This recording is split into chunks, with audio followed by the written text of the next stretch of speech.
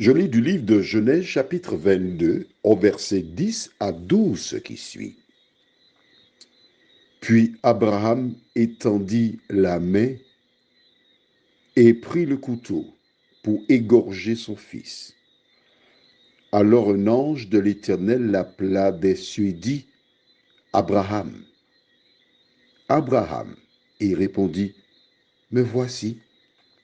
L'ange dit, n'avance pas la main sur l'enfant et ne lui fais rien, car je sais maintenant que tu crains Dieu et que tu ne m'as pas refusé ton fils, ton unique.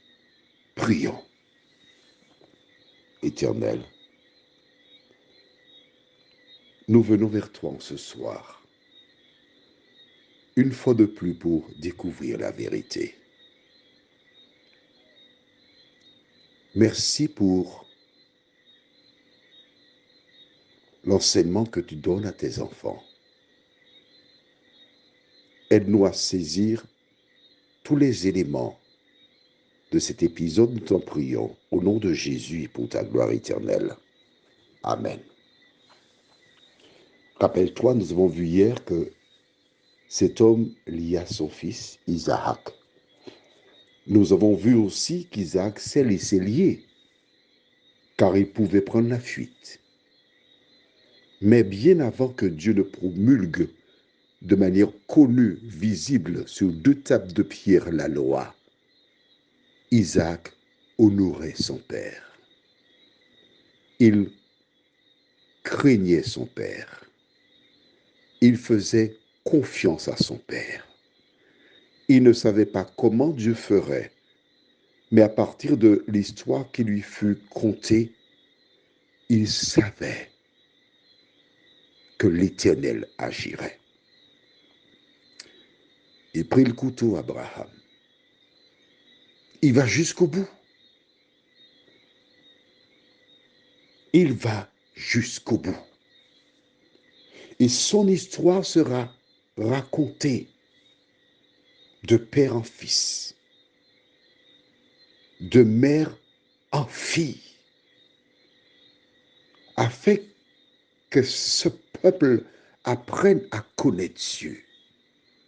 Et quand la main descend vers l'enfant, un ange de l'Éternel l'arrête. Et j'aimerais que tu notes avec moi ce verbe. Je lis le verset 12.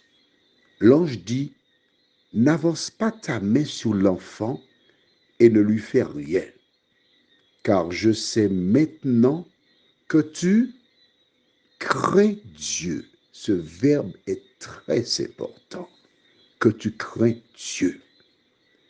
Le premier homme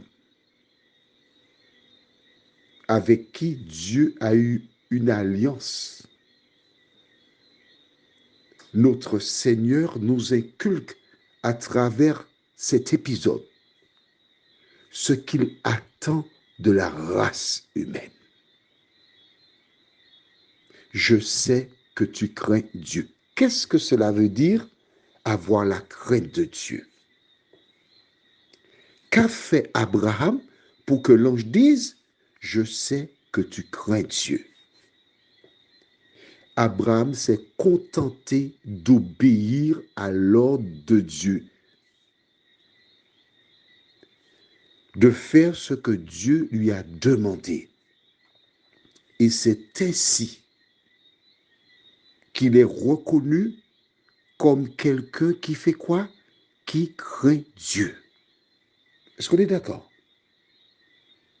Qu'a-t-il fait? Je me répète, il a fait ce que Dieu lui a demandé.